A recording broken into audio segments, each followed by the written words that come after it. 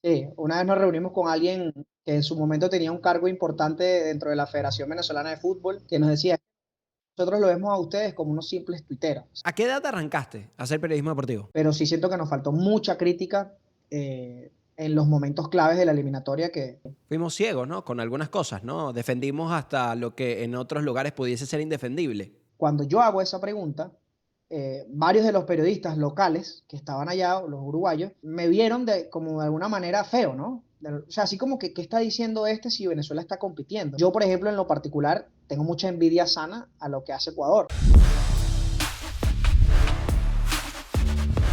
¿Qué tal? La bienvenida para todos. Bienvenidos a un nuevo episodio de Caimanera. Bienvenidos al Porche TV. Los invitamos, como cada episodio de Caimanera, cuando estamos arrancando, a que se suscriban al canal, a que activen las notificaciones y que compartan con nosotros en todo lo que está haciendo esta cantidad de contenidos en el Porche TV y, por supuesto, todo lo que hacemos en Caimanera cada jueves. Hoy tenemos un invitado que ha estado, ¿no?, sonando durante un tiempo y que tiene una opinión de valor para compartir sobre nuestro fútbol venezolano y, por supuesto, sobre nuestro deporte.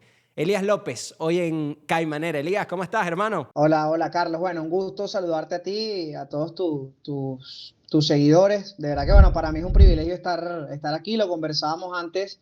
He tenido la oportunidad de ver varias de las entrevistas que hiciste, al profe Leo, al profesor César Farías también. Y la verdad es que, bueno, te felicito. Creo que estos espacios siempre son necesarios, yo siempre lo digo. Bueno, primero agradecer también por tus palabras, para mí también es un privilegio, porque yo además te considero uno de los mejores narradores del país actualmente y que Gracias, hermano. va surgiendo. Y yo creo que eso es bonito, ¿no? Yo siempre lo he dicho, Carlos, yo soy de las personas que respeta un montón a la gente que tiene años en el medio, porque bueno, al final nosotros todavía estamos empezando a comparación de esa gente que tiene 40, 50 años en el medio, narrando a la selección, cubriendo el fútbol venezolano, pero yo también soy de las personas que piensan que las nuevas generaciones necesitan espacios.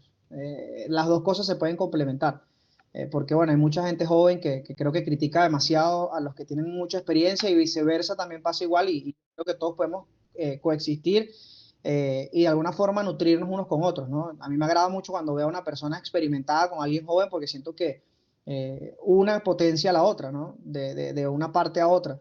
Y creo que eso es muy bonito, es muy chévere y sobre todo en nuestro periodismo que es una realidad también y yo lo conversaba con un futbolista en estos días que tenía la oportunidad de conversar con él y yo le decía, la verdad es que nuestro periodismo, hablo del fútbol, a mí no me gusta hablar de otro, del béisbol o del baloncesto porque realmente no soy conocedor del día a día de la fuente, digamos, más allá de lo que, bueno, uno pueda ver, como, bueno, yo que soy, por ejemplo, fanático, bueno, no es que sea fanático, pero sí seguidor de los Leones, por Claro, ejemplo, pero a ver, voy a muy ver por uno que otro. encima, ¿no? Al final, no estás ahí en esa información constante o dentro de eso. Sí, sí, total, pero yo siento que a nosotros como periodismo deportivo, y lo digo con mucha humildad, y yo siempre lo digo también, no es que yo quiera ser profesor de nadie, porque no lo soy, más bien respeto mucho esa profesión también, pero yo siento que a nosotros como periodismo deportivo de fútbol venezolano, nos falta un montón en muchos aspectos y por eso también creo que la nueva generación tiene que tener su espacio. Yo creo que eso es importante porque, bueno, obviamente no lo sabemos todo, pero hay cosas también, ideas nuevas, ideas frescas como este espacio, por ejemplo, que capaz antes no existían, que cada vez son más y que de alguna forma dan su aporte también al fútbol venezolano. Por eso yo valoro mucho estos espacios de gente joven, como tú, como yo, que quieren hacer las cosas bien y como siempre lo digo también, y creo que tú vas en esa misma línea, respetando a los que ya tienen mucho tiempo en este medio, que obviamente también merecen un reconocimiento importante. Pues, nosotros no tenemos tantos años en esto, pero sabemos que es difícil. Ya más adelante le diremos seguramente, pero imagínate el que tiene 20, 30, 40, 50 años en esto, creo que tiene mucho más valor. Sabes que mencionabas algo importante, que es el hecho de, bueno, ir generando nuevos espacios, ir generando nuevas oportunidades, nuevas ventanas también, y de alguna forma colaborar a lo que es nuestro fútbol. Y ustedes lo hacen muy Perfecto. bien. El proyecto Mundo Un Balón es un proyecto fantástico que ha hecho que el fútbol venezolano esté más cerca de nosotros, que antes, bueno, era un poquito más complicado, ¿no? Enterarse de lo que podría pasar en un partido, escuchar las palabras de algún jugador, noticias ahí al tanto, yendo a la fuente, estando en el lugar. Y también con un toque ahora, en este momento, que estás dando vueltas y estás en el tema logístico de lo que va a ser la sexta edición de los premios El Mundo Malón, que va a ser una locura, ¿no? Porque es tener una nueva edición de un evento donde me lo mencionabas cuando hacíamos convocados hace un par de días que hacíamos la entrevista de lo que iban a hacer esta sexta edición o van a ser la sexta edición de los premios, que ahora el futbolista quiere estar, quiere formar parte. Y eso lo hace ser, bueno, un poquito más especial una edición que la otra. Sí, 100%, 100%. Y no solamente el futbolista. Ayer, por ejemplo, estaba conversando con alguien que me decía, bueno, deberías hacer o deberían hacer más secciones para los periodistas, por ejemplo. Premiar, no sé, mejor narrador, mejor comentarista, pero de cancha. Y bueno, creo que es válido, más allá de que, bueno, obviamente nosotros tenemos nuestros puntos de vista, y yo le decía a esa persona, sí, pero es que al final yo no quiero que los premios se conviertan, o nosotros no queremos que los premios se conviertan en unos premios de periodistas. Sería ideal si hubiese unos, creo que también estaría genial, ¿no? Pero al final en los premios del mundo de un balón los protagonistas son los jugadores, los entrenadores, y eso es muy bonito.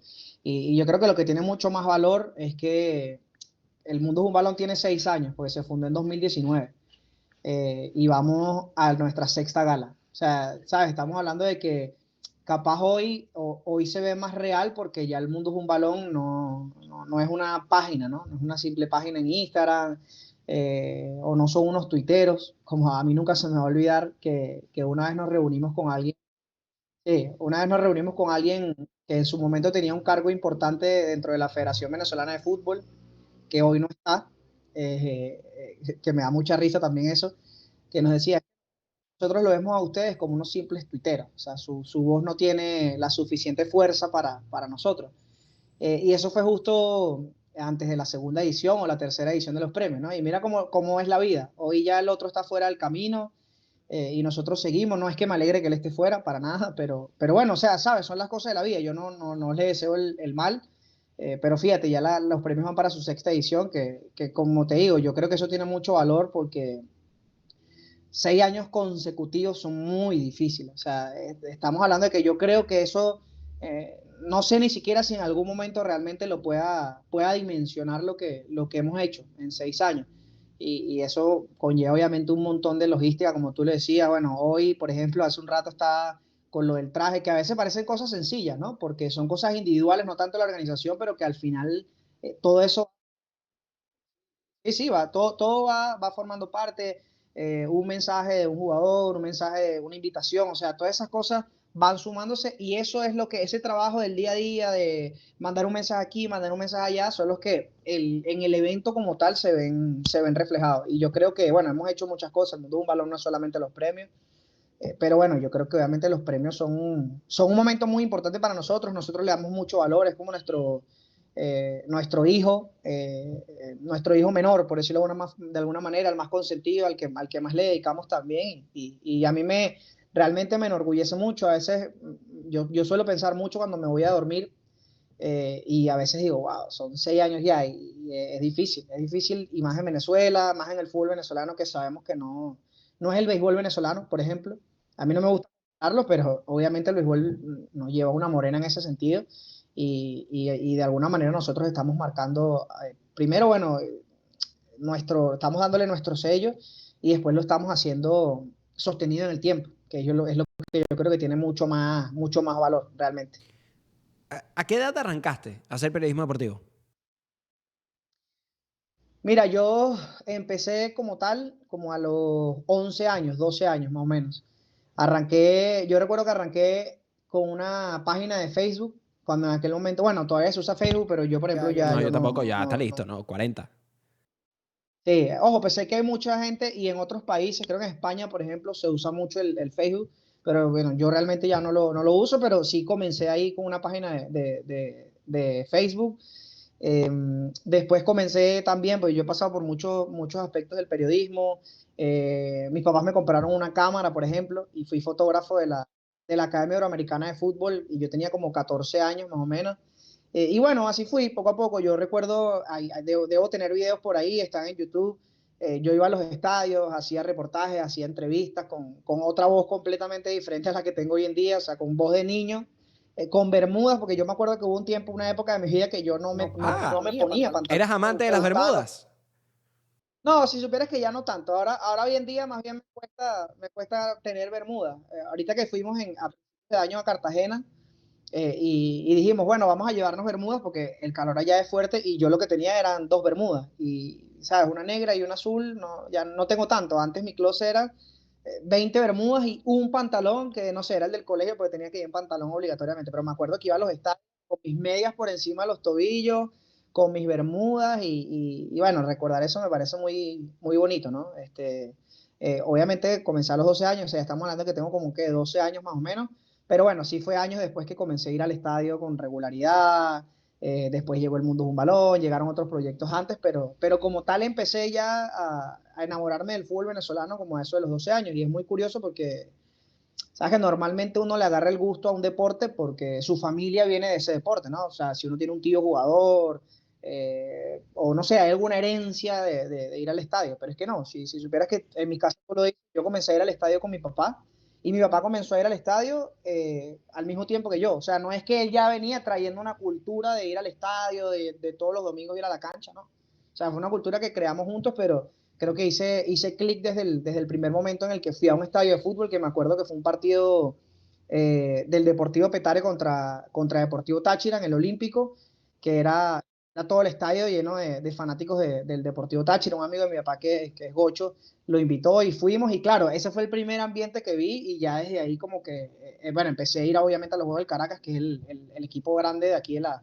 de la ciudad, que en esos momentos, en esa época del 2010, por ahí, 2011, era cuando se llenaban los estadios y ya desde ahí le agarré ese cariño, comencé con la página, capaz anónimo, no, todavía no aparecía mi nombre por ahí, pero ya después, bueno, ahí poco a poco fui escalando, pero empecé como tal a eso de los 12 años más o Yo menos. siento que yo viví esas etapas un poquito tarde, porque yo fui a mi primer partido de fútbol a una cancha, un estadio grande, profesional.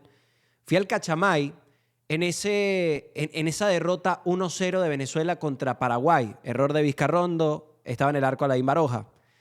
Es, Aroja, eso, sí. ese día fue mi primera vez en un estadio de fútbol, en un partido profesional. E imagínate, ya, a ver, yo creo que para eso yo podría haber tenido 14, 15 años, más o menos.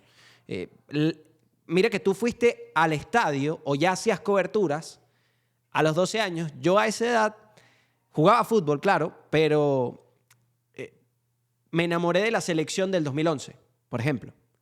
Claro. Esa selección bueno, yo estaba un poquito más pequeño, pero ahí fue cuando empecé a conectar un poco con la Vinotinto, con el fútbol, a enamorarme un poco de lo que era eso y ya posteriormente decir, bueno, tal vez creo que me quiero dedicar a esto, quiero crecer, quiero empezar a hacer periodismo deportivo, quiero documentarme, quiero utilizar mi voz y otras cosas más. Yo lo que hacía era que jugaba Minecraft. Cuando estaba más pequeño, agarraba y me grababa y tengo un poco de videos en YouTube en privado jugando Minecraft también con otra voz y bueno, son de esos recuerdos que uno mantiene ahí.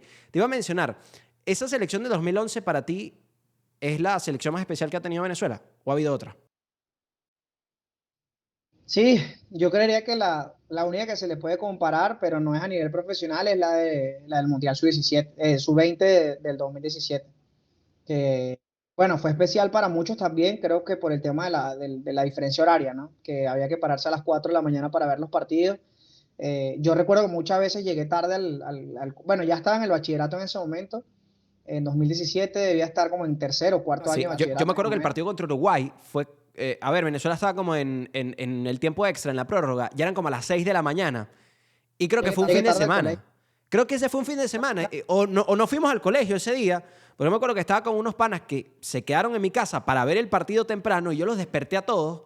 Y de repente cuando Sosa marca el gol, bueno, mi mamá se paró y fue a formarnos el lío y de repente se puso a celebrar con nosotros, pero no le quedó de otra. O sea, estábamos empatando en una Eh, semifinal de un mundial para después meternos en la final. eh, No, sí, no recuerdo si fue un fin de semana, pero yo sí sé que te puedo decir con total seguridad que más de un pase tuve que pedir en el colegio para poder entrar porque llegaba tarde.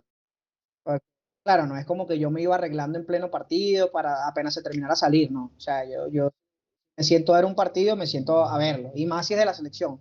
De hecho, a mí no me gusta por ejemplo, cuando no me toca trabajar, o sea, cuando no me toca estar, ya es más difícil, ¿no? Realmente es difícil encontrar un partido que yo me pueda sentar a ver con mi papá, por ejemplo. Que es de las Creo que actividades más especial que tal vez uno tiene. Yo por lo menos la actividad más especial o el recuerdo más bonito que tengo es de ver un partido de la Vinotinto con mi papá. Y ahora se nos eh, complica un poco. sí, mira, y yo me acuerdo y me da sentimentalismo porque yo, claro, yo empecé a ver fútbol por mi papá y él empezó a ver fútbol por mí también, o sea, no, o sea, a ver, no es que empezó a ver fútbol, obviamente ya había visto, pero que, digamos, se hizo fan de la selección. Nosotros viajamos un montón a Cachamay, fuimos varias veces, al José Antonio Anzoátegui fuimos varias veces en la época de César Faría, viajamos a Mérida, viajamos a San Cristóbal, viajamos a Santiago de Chile, por ejemplo, o sea, recorrimos el país e incluso estuvimos fuera. Y hoy en día es más complicado porque ya no viajo con mi papá, por ejemplo, a ver los partidos de la selección, porque claro, el fanático se va un día antes del partido, 2 días antes. Nosotros en el mundo de un balón nos vamos 5 o 6 días antes. O si tengo la oportunidad de que este último año, creo que ha sido un privilegio que viajé a prácticamente todos los partidos en condición de visitante, salvo el primer año. Eh, Claro, yo llegaba del país en donde estuviese y me iba directo a Maturín. Y a veces mi papá no viajaba. Y si viajaba, igual no veíamos el partido juntos. O sea, él lo veía en las gradas, yo lo veía en la tribuna principal de prensa. Pero bueno, yo creo que esas es parte del proceso. Y bueno, si uno quiere mantenerse vigente y todo lo demás, es parte de lo que uno tiene que vivir. Pero yo me acuerdo que esa selección del 2011 seguramente fue de la que nos atrapó, ¿no? De la que nos enganchó, porque justamente estaba como en esa edad de 2011, yo tenía 10 años más o menos. Yo recuerdo que fui con mi familia a la Plaza Alfredo Sadel a recibir esa selección. Yo estuve ahí, lo recuerdo, tengo vagos recuerdos, tampoco es que recuerdo todo exactamente, pero sí recuerdo que estuve ahí en la Sadel.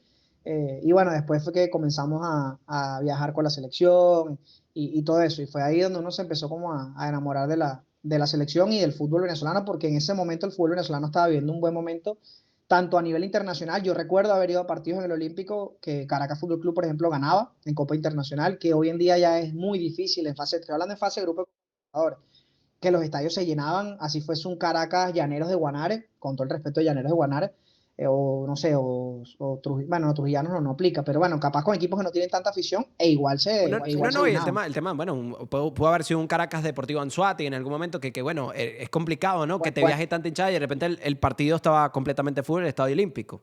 Puede pasar. donde, donde hubo un momento donde Caracas Dance fue uno de los clásicos del fútbol venezolano por esos años, por esos buenos años del Deportivo Anzoátegui. De hecho, yo tengo un tío y mis primos que no es que son de Anzoátegui, pero vivieron muchos años allá. Hoy en día están en Estados Unidos e íbamos a los partidos juntos. Claro, y nosotros íbamos a las gradas y metíamos a mi primo que era del Anzoátegui y ahí en la grada con un partido del Caracas. Claro, obviamente no podía gritar los goles ni nada, pero yo recuerdo que esos partidos en su momento eran buenos. En los buenos años del Anzoátegui se convertían en partidos definitorios. De hecho, eran los últimos partidos que se jugaban en los torneos porque se sabía que iban a ser partidos muy interesantes por los por dos los dos lados. lados. Ahora mismo en el fútbol venezolano luego de no clasificar al Mundial, hay muchas cosas que bajan, ¿no? Porque íbamos en la montaña rusa, en ascenso, partido contra Colombia, vamos hacia abajo y es hacia abajo, por lo menos por ahora, ¿no? Creo que ahora se está emparejando un poco la cosa porque, bueno, ya ha pasado el momento de la tristeza, la amargura. Todavía estamos tristes, sí, pero se está pensando en qué es lo que se va a mejorar o qué es lo que se va a trabajar para lo que viene, ¿no? Para el futuro. Pero lo que hubiese significado la clasificación de Venezuela al repechaje, posteriormente a un mundial para el fútbol venezolano, que tal vez no todos lo ven o no lo analizan de esa forma, ahora que no tenemos esa clasificación, por lo menos hasta el año 2029, que pueda terminar la eliminatoria del 2030, ¿qué necesitaría el fútbol venezolano para volver a competir en competencias internacionales, por ejemplo? Para crecer. ¿Cuál es tu análisis con respecto a lo que pasa en nuestro fútbol hoy en día? Mira, primero que el golpe del 9 de septiembre fue muy fuerte. Yo todavía no lo he superado, realmente. No es que todos los días me pongo triste por eso, obviamente no, pero sí fue un golpe muy fuerte. Y en lo personal te puedo decir que el golpe de la eliminación de la sub-17 del Mundial, no sé si capaz me pegó más fuerte a mí porque estuve allí hice un seguimiento muy exhaustivo de esa selección, cubrí el suramericano, cubrí el mundial. Mi primer mundial, además, a mí también me afectó un montón. O Sí, sea, y, me y más afectó que que, sabías que esa selección podía dar más, ¿no? claro, ¿no? Golpes consecutivos también. O sea, era como, bueno, esto, si estos chamos llegan lejos, puede ayudarnos un poquito a sobrellevar ese dolor que ya veníamos atravesando. Y sobre la pregunta que me haces es difícil, porque yo soy de los que cree que no hay una sola cosa, o sea, son un montón de cosas que tienen que caminar bien primero fuera de lo futbolístico para que luego eso pueda repercutir en lo deportivo. Eh, Son un montón de cosas. Obviamente la liga venezolana tiene que mejorar. A mí me hubiese encantado que la mitad del dinero que se le invirtió a la selección en mercadeo, en viajes, en cuerpo técnico, se le hubiese podido invertir a la liga, que yo creo que también es importante. A ver, no pienso que porque la Liga Fútbol tenga tantos problemas, por eso Venezuela no fue a un mundial. Yo no creo tampoco que sea así, porque al final era cuestión de un partido para clasificar el repechaje, ¿no? Y tampoco es que si Venezuela clasificaba al mundial se borraban todos los problemas del fútbol venezolano. Pero yo pienso que obviamente la liga tiene muchísimo que ver. Creo que esa es una estructura que hay que potenciar para que después pueda llevar. Después, como te digo, creo que hay muchos temas fuera de lo futbolístico que son incluso más importantes que lo que pasa dentro de las canchas. Y bueno, después yo creo que es eso, hay un montón de cosas, no creo que haya un solo motivo por el cual Venezuela no haya podido lograr la clasificación, pero también siento, y yo siempre lo he dicho, a mí no me gusta meterme en ese saco, pero bueno, al final nosotros también somos periodistas y de alguna u otra manera, queramos o no, entramos en ese saco. Eh, pero yo siento que nosotros como periodismo no estuvimos a la altura tampoco de la eliminatoria suramericana. Yo creo que eso es un debate que se puede tener. Yo, como te digo, respeto mucho a todos los colegas, respeto sus posiciones, sus posturas, los momentos, pero yo sí siento que nos faltó mucha, no estoy queriendo decir que por esto no fuimos al Mundial, para nada, pero sí siento que nos faltó mucha crítica en los momentos claves de la eliminatoria que capaz pudieron haber cambiado un poco el rumbo o que pudieron haber ejercido un poco más de presión cuando las cosas no estaban bien. Fuimos ciegos, ¿no? Con algunas cosas, ¿no? Defendimos hasta lo que en otros lugares pudiese ser indefendible, tal vez. Sí, 100%, 100%. Yo recuerdo, por ejemplo, en Uruguay, creo que fue que le hizo una pregunta al Bocha Batista, desde el respeto, obviamente, porque yo jamás le he faltado el respeto a nadie que tenga que ver con el fútbol, porque además eso me parece que no es ético y además no nos corresponde a nosotros. Yo le hacía una pregunta de por qué Venezuela no jugaba bien, o sea, por qué le costaba tanto a Venezuela jugar bien un partido de fútbol a la selección. Y yo recuerdo, a mí nunca se me va a olvidar que en esa sala de prensa en Uruguay, cuando yo hago esa pregunta, varios de los periodistas locales que estaban allá, los uruguayos, me vieron como de alguna manera feo, ¿no? O sea, así como que, ¿qué está diciendo este si Venezuela está compitiendo? Y yo en ese momento, Carlos, yo hice un análisis interno mientras caminaba después a la zona mixta y yo decía, claro, en Venezuela ya estaban todas las alarmas encendidas, ya las críticas de los fanáticos estaban capaz en su punto más alto o cerca de estar en su punto más alto, porque el más alto obviamente fue contra Colombia. Y yo decía, la imagen que hay internacional de la figura del seleccionador nacional de Venezuela, de Huecha Batista, no es la que tenemos en Venezuela. Y yo creo que eso en gran parte fue culpa de nosotros los periodistas. Como te digo, a mí no me gusta meterme en ese lote, pero al final somos periodistas y como te digo, queramos o no queramos, entramos en eso.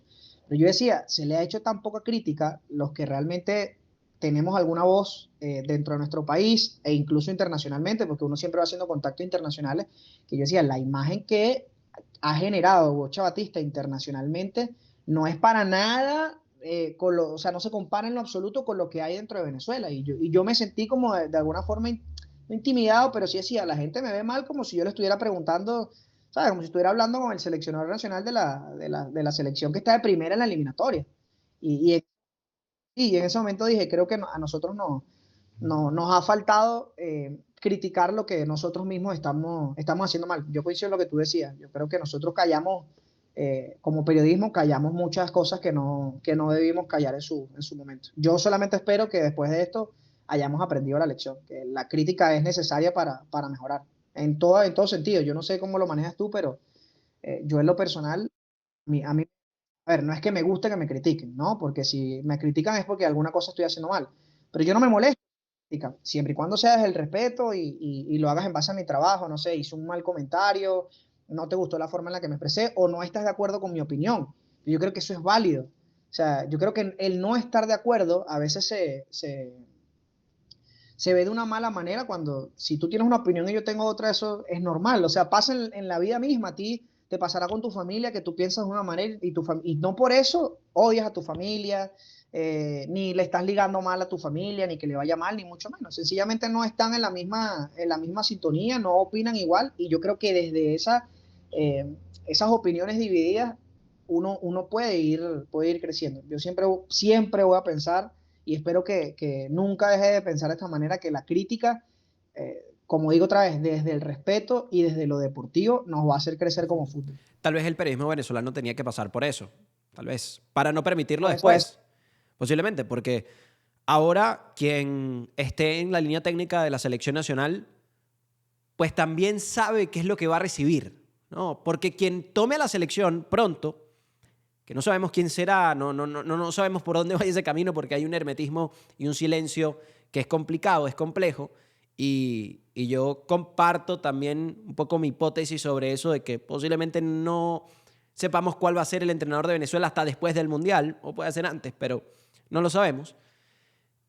Pero quien vaya a tomar las riendas de la selección va a saber que lo van a criticar cuando las cosas no funcionen y que se va a meter en un terreno que va a ser complicado, porque es levantar también, es llevar de nuevo a la reconciliación del venezolano con la vinotinto, del fútbol, buen fútbol, la demostración dentro de la cancha, resultados. Es que no va a ser complicado. Yo creo que va a ser un reto muy importante y ese reto no es para cualquier persona. Por eso es que la decisión, mientras va pasando el tiempo, se va haciendo un poquito más complicada. sí, sí, yo coincido. Es lo que te decía ahorita, yo quiero creer, eh, y lo vuelvo a repetir porque yo no quiero que se malinterpreten mis palabras si alguien lo ve. Repito lo que digo, yo respeto mucho el trabajo de todos los periodistas. Respeto mucho a los que tienen trayectoria, a los que capaz no tienen tanta. Respeto sus opiniones, respeto sus posturas, sus momentos, porque no todos estamos en el mismo momento en nuestras vidas, no todos necesitamos lo mismo, no todos estamos dispuestos a sacrificar las mismas cosas que capaz nosotros los jóvenes sí estamos un poquito más dispuestos a sacrificar que otros que ya tienen cierto estatus. Pero yo quiero creer, y ahí te tomo la palabra, que esto lo necesitábamos como periodismo y que nos va a servir. O sea, yo no quiero imaginar que se va a volver a repetir este mismo ciclo desde nuestro lado como periodistas. O sea, yo quiero creer que esto realmente nos enseñó a que la crítica es necesaria, tanto a nosotros como a los que están de aquel lado. Entrenadores, cuerpo técnico, directiva, que también es muy importante, dejar que la gente se exprese, que el periodismo se exprese, que den su opinión. Más allá de que tú puedes decir un comentario con el que yo no esté de acuerdo y diga, me parece una locura lo que está diciendo Carlos, pero es su opinión. Si él no le faltó el respeto a nadie, si él no le está haciendo daño a nadie con ese comentario, es válido, o sea, es lo que él opina. Y lo que yo opine, podemos sentarnos en una mesa y diciéndolo de la buena manera, mira, sabes, pelearnos por lo que tú piensas y por lo que yo pienso, pero eso al final es lo que a nosotros nos va a llevar a mejorar. Si no, mira los ejemplos. Bueno, no todos los ejemplos son positivos, pero mira en Colombia, por ejemplo. O sea, el nivel de exigencia que hay, a mí me gusta siempre cuando intento compararnos con Colombia, porque capaz compararnos con Brasil o Argentina ya sea otro nivel. Puede ser la misma Ecuador. El nivel de exigencia que hay es bárbaro. O sea, pareciera que estuvieran hablando de Argentina o de Brasil. No estoy de acuerdo con todos tampoco. Siento que hay críticas a veces que son desmedidas y que rozan la falta de respeto. Pero yo creo que eso es lo que a ellos los ha hecho llegar a donde están. A acostumbrarse a jugar mundiales, a acostumbrarse a ser protagonistas en los mundiales. Si no lo hacen, criticar y yo creo que ahí en ese espejo es que nos tenemos que ver nosotros como fútbol venezolano, porque como te digo, Argentina y Brasil creo que ya están, ya eso, no sé si alguna vez en la historia lleguemos a nivelar eso o a igualar esos niveles. Yo creo que no, pero sí estamos muy cerca de Colombia y de Ecuador, por poner dos ejemplos puntuales. Podemos hablar también de Bolivia, o sea, Claro, sin incluso en duda. Bolivia, puede estar allá, y más allá que una selección que ir al Mundial, la crítica era muy alta. Perú, Chile, Paraguay, o sea, eso pasa en todos lados del continente. ¿Cómo es tu análisis con respecto a la selección de Ecuador, por ejemplo?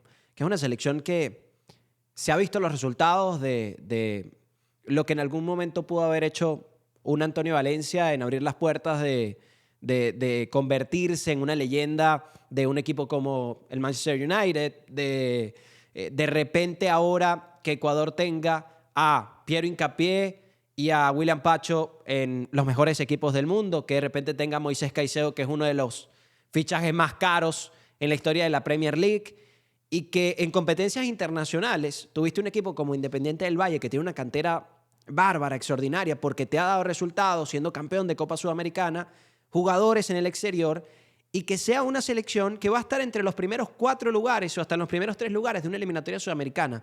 Yo sé que ahora esta selección de Ecuador, por ejemplo, para el Mundial de 2026, tal vez ese partido que perdió en Qatar 2022 contra Países Bajos, esta vez no lo pierde. ¿Cómo es tu análisis de esta selección que se muestra como una de las mejores de Sudamérica y tal vez la estamos infravalorando? ¿Puede ser? Sí, yo no solamente te diría de la selección, yo te diría del fútbol ecuatoriano. Y a ver, el fútbol ecuatoriano no es tampoco el fútbol más organizado de Sudamérica.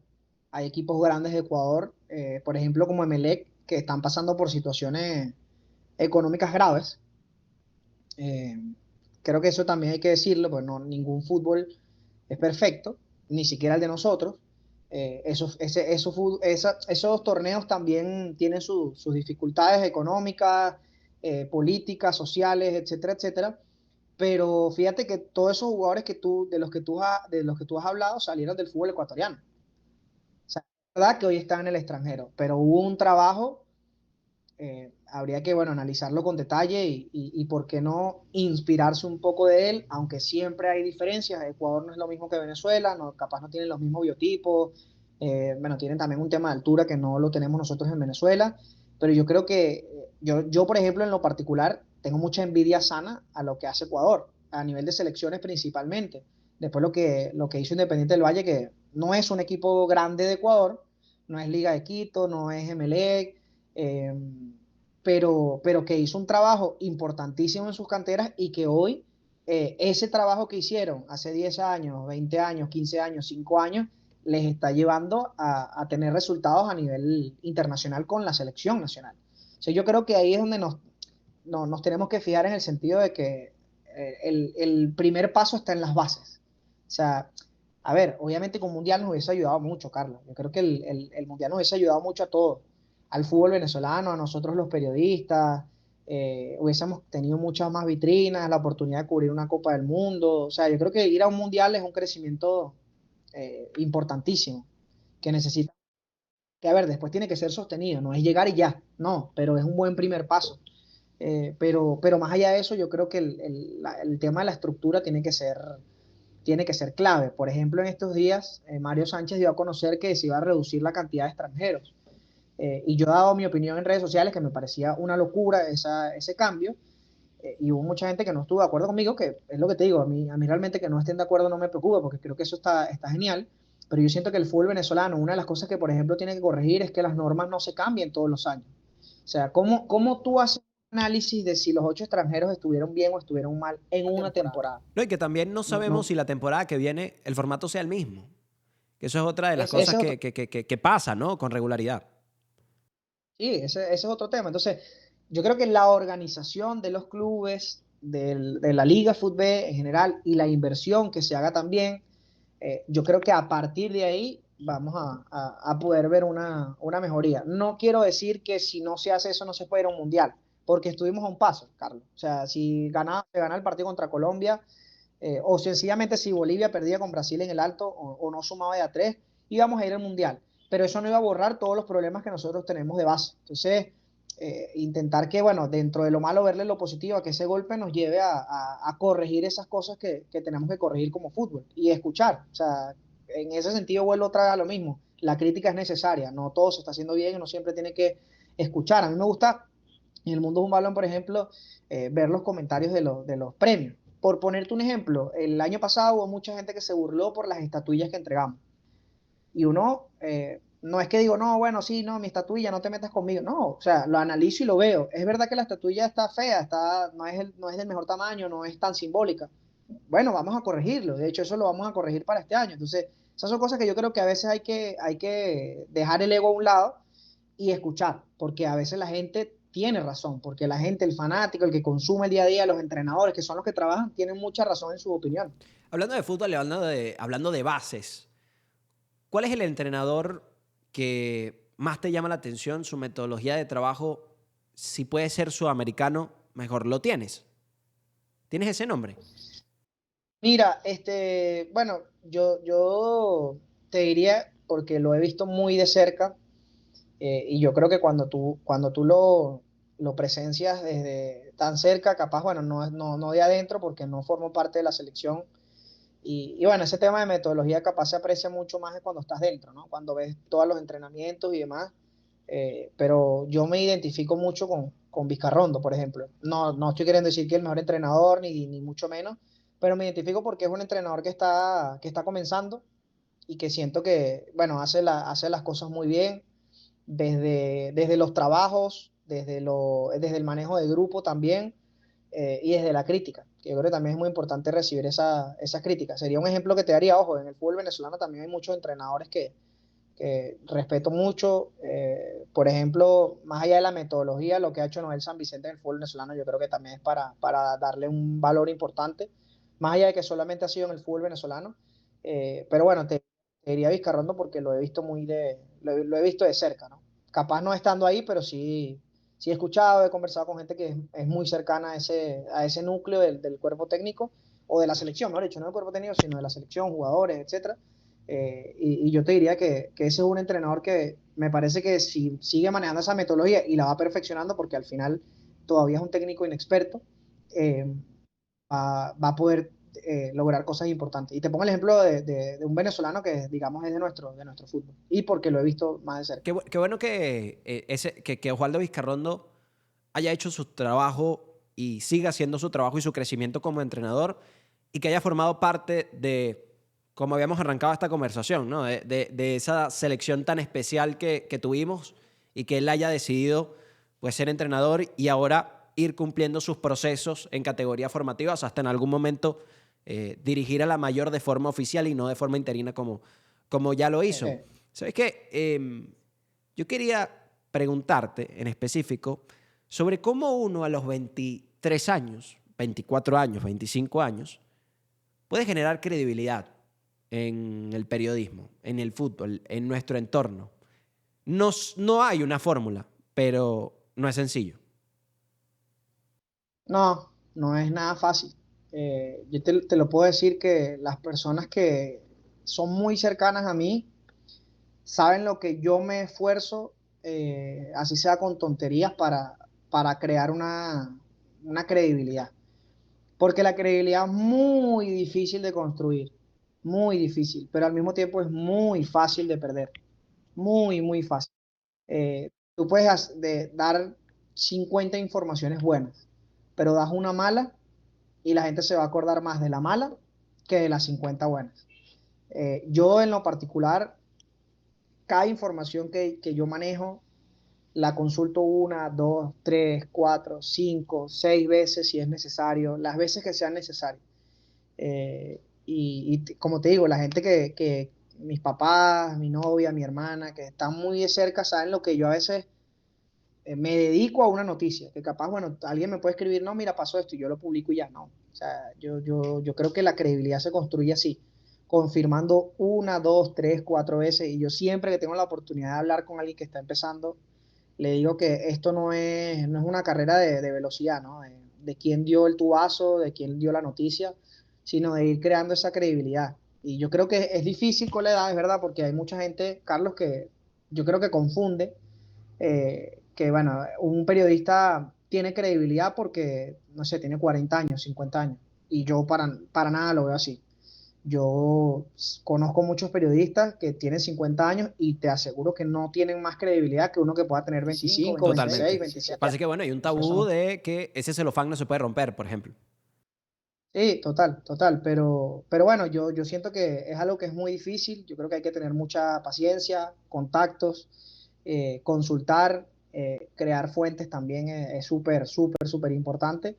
Y bueno, yo sí te puedo decir que en lo particular yo me cuido demasiado de eso porque sé y he visto capaz en otros casos, aunque uno aprende siempre del ejemplo de uno mismo, pero bueno, yo intento que esas cosas a mí no me sucedan porque sé que una vez que tú tienes una credibilidad y la pierdes, es muy difícil de recuperar. Entonces, lo ideal es construirla poco a poco, no querer construirla de la noche a la mañana porque eso no va a ser así, eso tú no lo consigues de la noche a la mañana, pero sí lo puedes perder de un día para otro si capaz te apuras en soltar una información o te apuras en decir algo sin confirmarlo antes y yo creo que ahí está la diferencia bueno, de crear una buena credibilidad que yo creo que hoy es muy importante porque a mí en lo particular soy periodista, yo informo, pero también me informo de otros periodistas, o sea, eso es una realidad porque al final no va, y yo creo que eso es otra clave, Carlos, uno no va a tener todas las informaciones.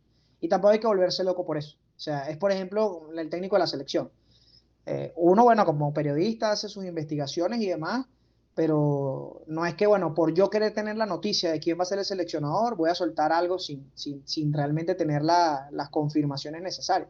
No pasa nada. Es mejor a veces no dar una información y guardártelo si no estás seguro, porque después puedes equivocarte y puedes terminar primero haciéndole mucho daño a la gente, porque yo creo que ser periodista y comunicar tiene una responsabilidad muy grande que a veces nosotros no lo terminamos de entender, pero nosotros somos los que llevamos información a la gente y eso yo creo que tiene una responsabilidad muy, muy, muy grande. Antes de ir a la caimanera, y unas preguntas rápidas que tenemos, sabes que mencionaste algo muy importante y eso no solemos hablarlo.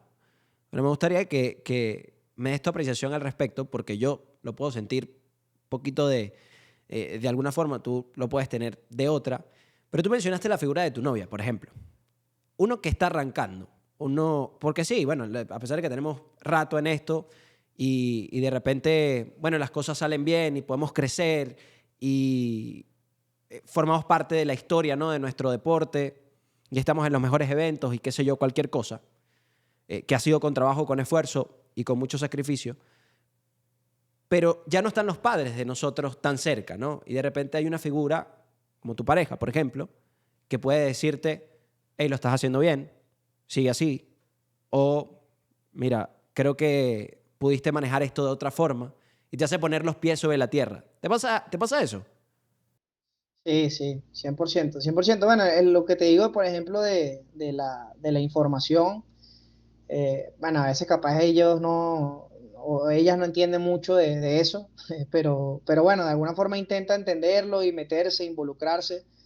Yo también tengo la fortuna porque para mí eso es un privilegio, primero de tener una buena mujer a tu lado y después lo de los padres yo creo que es vital. Yo sí soy muy, muy, muy pegado a mis papás. Eh, ellos también entienden, bueno, por decirte los cuatro, ¿no? Mi novia, mi mamá, mi papá y mi hermana, que somos como el círculo más, o el círculo más cercano que yo tengo, y todos de alguna forma se involucran. O sea, se involucran de que a pesar de que no lo entiendan tanto, intentan entenderlo y a veces yo, por ejemplo, hago una entrevista o hago alguna crítica y mi mamá que no entiende tanto me puede llegar a decir, epa, creo que fuiste muy fuerte, creo que lo pudiste haber manejado de otra manera.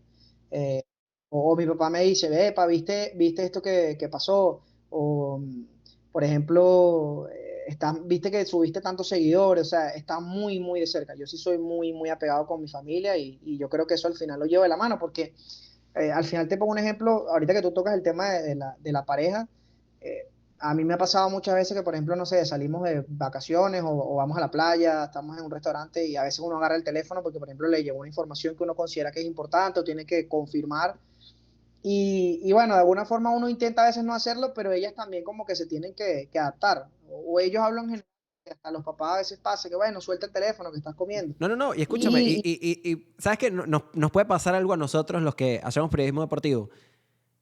Nosotros no solemos ver fútbol por ocio de alguna forma. Y creo que ellas lo entienden, pero a veces puede que no lo entiendan tanto, ¿no? El hecho de, bueno, puedes tener tiempo para compartir y de repente, es que tengo que ver a la Vinotinto Sub-17 que está jugando y bueno, voy a tomar ese tiempo para eso, porque tengo que verlo, tengo que hablar de eso. Es que no puedo hablar de algo que no lo veo, ¿no? Y me dedico a esto.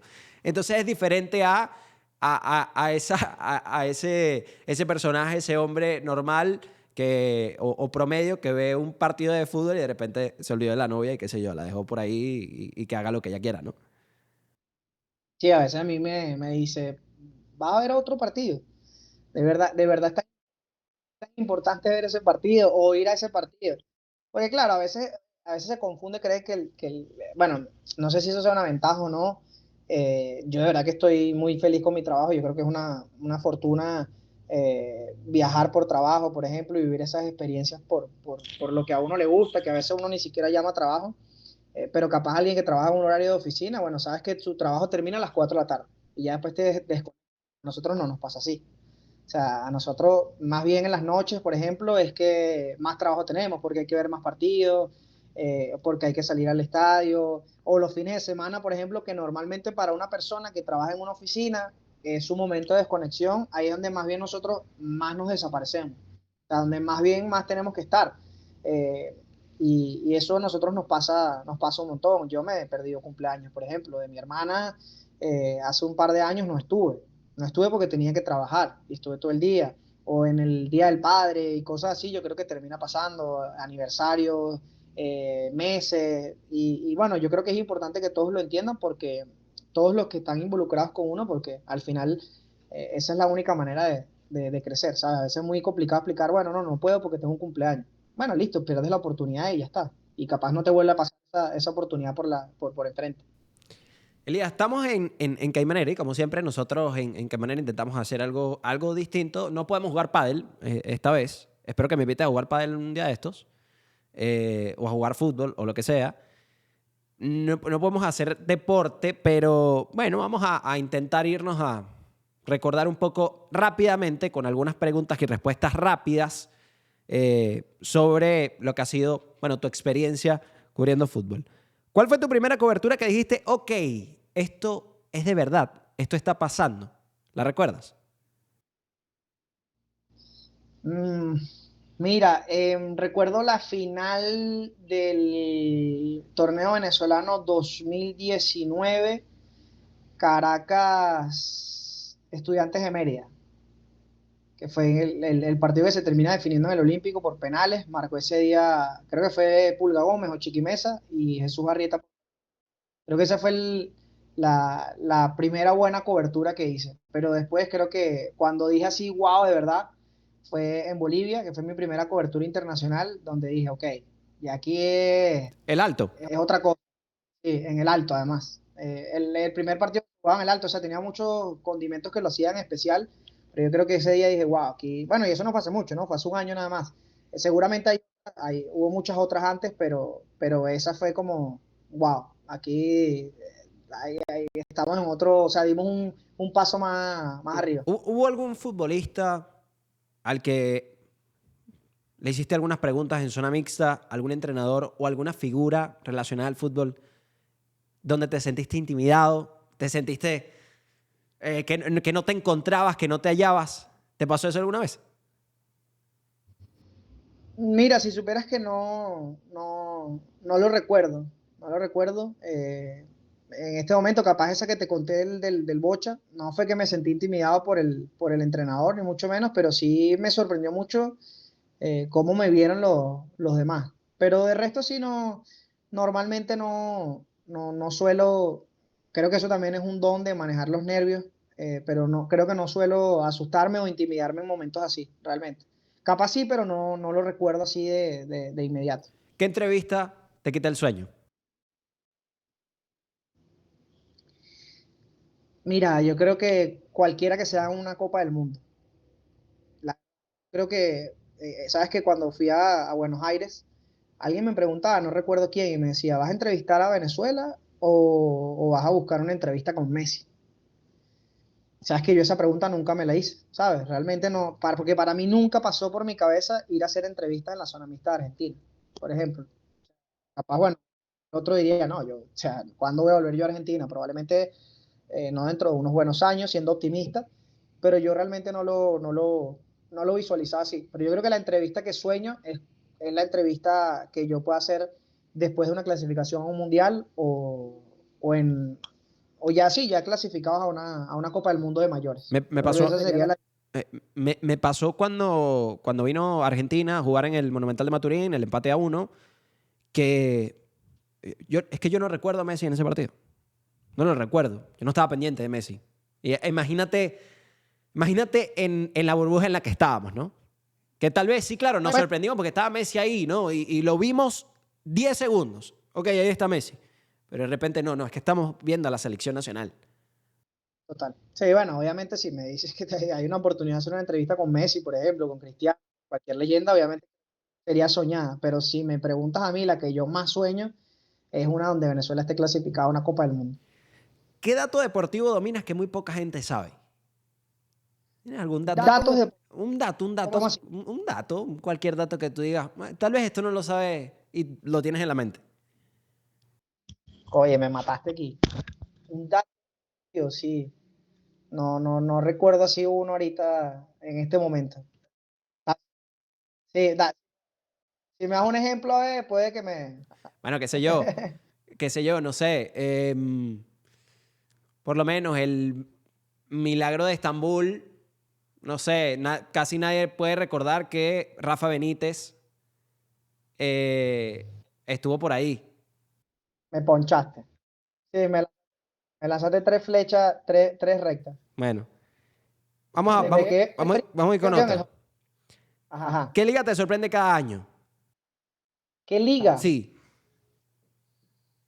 Bueno, yo creo que la Premier.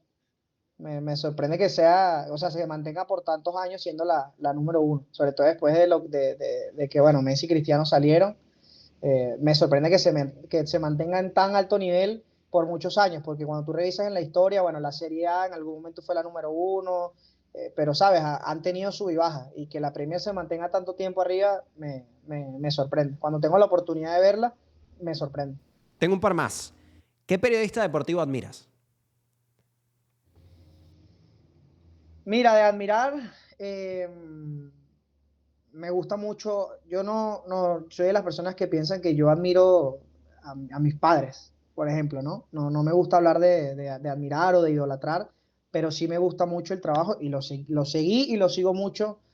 eh, pero creo que gran parte de nuestra generación creció con DirecTV Sports, con Pablo Giral, por ejemplo, Ok. con Juan Pablo Vaz, que de alguna forma es un periodista al que Hay una yo... conversación entre los dos en un podcast que no sé si la has visto. Yo la compartí un par de veces en redes, donde los dos hablan, ¿no? Sobre un poco de lo que ha sido sus carreras y van compartiendo un poco sobre eso, ¿no?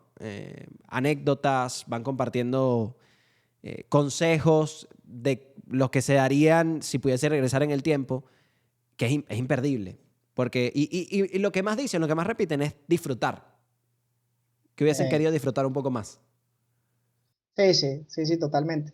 Bueno, y así obviamente hay muchos más. Me gusta mucho Mariano Clos, por ejemplo, también, que bueno, capaz no entra en ese renglón de periodistas, pero sí de comentaristas. Y yo creo que de alguna forma, bueno, lo que ha hecho Alex Candal, por ejemplo, en nuestro país, creo que también es digno de respetar muchísimo y aplaudir por todo o sea, lo que ha logrado internacionalmente, ¿no? Creo que eso también tiene muchísimo valor. ¿Cómo ves el VAR? ¿El VAR es héroe o villano? Yo soy pro VAR. A mí me gusta el VAR, siento que aporta porque al final cuando la gente se queja del VAR, pero es por errores humanos que se siguen cometiendo con el VAR. Pero yo sí siento que el VAR vino a ayudar. Yo soy pro VAR en ese sentido. O sea, no estoy en contra. Elías, bueno, llegamos al final de este episodio de Caimanera. Quería agradecerte por compartir este espacio con nosotros, estos minutos, por conversar un poco de nuestro fútbol, de la selección. Te agradezco mucho la entrevista Y bueno, estoy seguro que en algún momento haremos esa última parte jugando pádel aquí en Caracas. Eso va a pasar, eso va a pasar. Mira, para que Carlos no se ponga celoso, ¿qué significa Carlos Quintero para ti?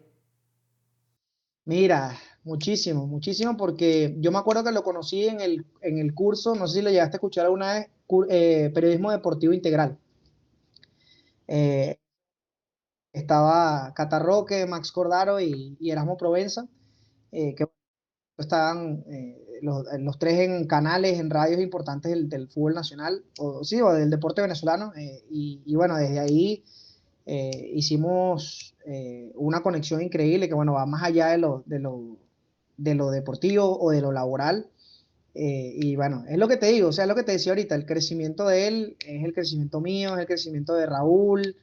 Bueno, no voy a nombrarlos a todos de lo del mundo humano porque si no alguno voy a terminar dejando por fuera y no quiero que nadie se moleste, pero la verdad es que yo siento que nosotros hemos tenido la fortuna en general, Carlos y yo, de que hemos crecido en equipo, o sea, hemos crecido en conjunto. No es lo mismo crecer solo que crecer acompañado, porque hay muchos errores que capaz yo no cometí, o él no cometió, o alguno de nosotros no cometió, por el sencillo hecho de que tenías a alguien al lado que te decía, hey, no metas la pata, o sea, quédate tranquilo, manéjalo de otra manera, y yo creo que todo pasa por algo y esas conexiones que da la vida y que bueno, me dio a mí con Carlos en 2015, creo ya hace 10 años, nos ha ayudado un montón a llegar hasta donde hoy estamos y que bueno, estoy seguro que todavía nos falta un montón. Todavía yo soy de los que piensa que todavía estamos empezando para lo que realmente nos falta.